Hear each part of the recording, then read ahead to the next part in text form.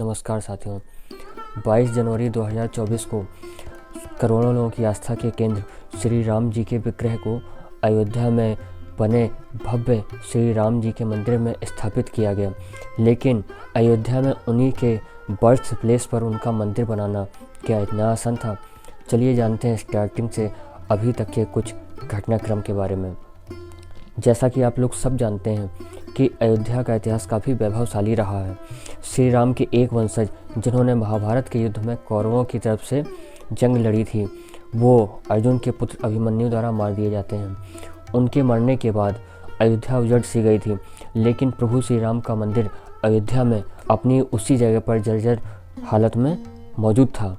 एक बार ईसा के कुछ 100 वर्ष पूर्व उज्जैन के महाराजा विक्रमादित्य अयोध्या आते हैं। यहाँ आकर उन्हें प्रभु श्री राम के इस मंदिर के बारे में पता चलता है। तब उन्होंने उसी जगह पे उस मंदिर का दोबारा से भव्य निर्माण करवाया था। वही मंदिर उज्बेकिस्तान से आए बाबर के कहने पर उसके कमांडर मीर बाकी ने 1528 में तुड़वा दिया था। जंग जीतने के बाद उसने ये फरमान जारी किया कि अयोध्या में श्री राम का मंदिर नहीं रहना चाहिए, इसको तुड़वा दिया जाए। 1528 से लेकर 1529 तक उसके कहने पर उसका कमांडर, जिसका नाम मीर बाकी था, उसने मंदिर तुड़वाया। उसके बाद में 1717 में जयपुर के महाराजा जयसिंह सेकंड ने एक बार फिर कोशिश की कि ये अयोध्या में श्री राम जन्मभूमि की ज़मीन हिंदुओं को दे दी जाए। उनके मुगलों से अच्छे संबंध भी थे, लेकिन वो अपनी कोशिश में सफल ना हुए। अंग्रेज जब इस देश में आए तब जोग्राफर जोसेफ टेफेन थेलर ने राम मंदिर होने की बात बताई। उसने कहा यहाँ मस्जिद के पहले राम मंदिर मौजूद हुआ करता था। कई अंग्रेज़ों ने भी मंदिर के चिन्ह होने की बात एक्सेप्ट की थी।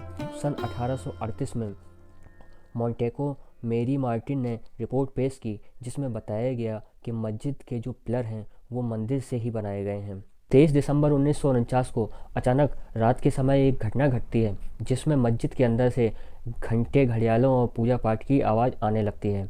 हिंदू संतों का दावा था कि मस्जिद के अंदर मूर्ति अपने आप प्रकट हुई है, जबकि मुस्लिम पक्ष का कहना था कि हिंदू संगठनों ने ही चुपचाप मस्जिद के अंदर मूर्ति रखवा दी है।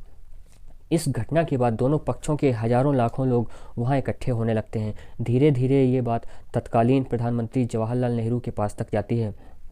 उन्होंने वहां के मजिस्ट्रेट के नायर को ऑर्डर दिया कि मूर्ति को वहां से हटा लिया जाए, लेकिन के नायर ने हाथ खड़े कर दिए और उन्होंने कहा कि अगर ऐसा किया गया तो स्थिति बद से बदतर हो सकती है। फिर 27 दिसंबर को दोबारा ऑर्डर आया के नायर के पास। उसके बाद के नायर ने इस्तीफ़ा दे दिया और उसके साथ एक सरकार को सलाह भी दी कि मूर्ति हटाने के बजाय वहाँ एक जालीनुमा गेट लगा दिया जाए। नेहरू को के नायर की ये सलाह बहुत पसंद आई। तब से वहाँ पर हिंदुओं को मस्जिद के बाहर चबूतरे पर पूजा पाठ का अधिकार मिल गया था।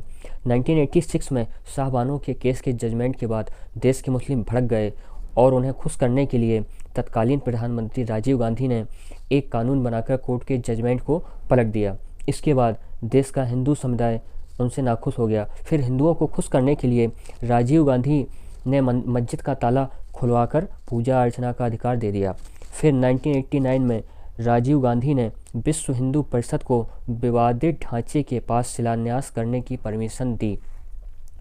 25 सितंबर 1990 को लाल कृष्ण आडवाणी गुजरात के सोमनाथ मंदिर से अयोध्या तक की रथ यात्रा करते हैं। उन्हें बीच में ही गिरफ्तार कर लिया जाता है, लेकिन रथ यात्रा के समाप्ति वाले दिन भीड़ वहां इकट्ठा होकर मस्जिद के ऊपर झंडे फहरा देती है। मुलायम सरकार वहां मौजूद कार सेवकों पर गोली चलवा देती है, जिसमें हजारों कार सेवक शहीद हो जाते हैं। 6 दिसंबर 1992 को लगभग 2 लाख कार सेवक अयोध्या पहुँचते हैं। उस वक्त कल्याण सिंह यूपी के सीएम थे और PV Narasimha Rao prime minister थे। कल्याण सिंह ने अदालत को भरोसा दिया कि कार सेवकों द्वारा विवादित ढांचे को कोई नुकसान नहीं पहुंचाया जाएगा और कार सेवक सिर्फ वहां पूजा पाठ ही करेंगे। उन्होंने पुलिस को भी ऑर्डर दिया कि भीड़ पर गोली न चलाई जाए, जैसा कि मुलायम सिंह के समय में हुआ था। 6 दिसंबर 1992 को 1:55 पर विवादित ढांचे का पहला गुंबद गिरा दिया जाता है। फिर 3:30 पर दूसरा और शाम 5 बजे तक तीनों गुंबद गिरा दिए जाते हैं। उसी दिन उत्तर प्रदेश में राष्ट्रपति शासन लगा दिया जाता है। कल्याण सिंह ने इस्तीफ़ा दे दिया। इसके बाद देश के अलग अलग स्टेट्स में कई सांप्रदायिक दंगे हुए, जिसमें श्री राम के मंदिर को बनाने के लिए कई हज़ार लोगों ने अपनी जानें दी। इतना होने के बाद भी अदालत ने चुप्पी बनाए रखी। फिर जब बीजेपी सरकार गवर्नमेंट में आई तब फिर तमाम हिंदू संगठन सक्रिय हुए और उन्होंने इस मामले को इलाहाबाद हाई कोर्ट तक पहुंचाया। 1999 में कोर्ट ने विवादित भूमि का अधिग्रहण कर लिया। साल 2002 में दोबारा सुनवाई शुरू हुई। साल 2003 में आर्कियोलॉजिकल सर्वे ऑफ इंडिया को मामले की जांच सौंपी गई। एएसआई ने क्लियर कह दिया कि खुदाई के दौरान मस्जिद के नीचे से 10वीं शताब्दी के मंदिर के अवशेष पाए गए हैं। इससे स्पष्ट है कि वहां पहले एक मंदिर ही था। 2011 में ये मामला सुप्रीम कोर्ट पहुंच गया, लेकिन वहां 7 सालों तक कोई सुनवाई नहीं हुई। 6 अगस्त 2019 से 16 अक्टूबर 2019 तक सुप्रीम कोर्ट में दोनों पक्षों की सुनवाई होती है, जिसमें सुप्रीम कोर्ट ने कहा था कि अपने सभी सबूत सभी लोग इंग्लिश ट्रांसलेशन करवा कर लाएं। फिर 9 नवंबर 2019 में सुप्रीम कोर्ट ने फैसला सुनाया कि विवादित भूमि राम जन्म भूमि ट्रस्ट को दे दी जाए और मुस्लिमों को उस जगह से दूर 5 एकड़ ज़मीन मस्जिद बनाने के लिए दी गई।